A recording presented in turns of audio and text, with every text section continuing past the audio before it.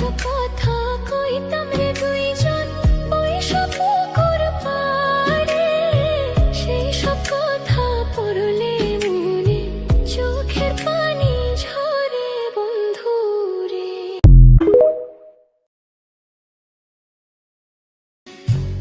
তুমি এখন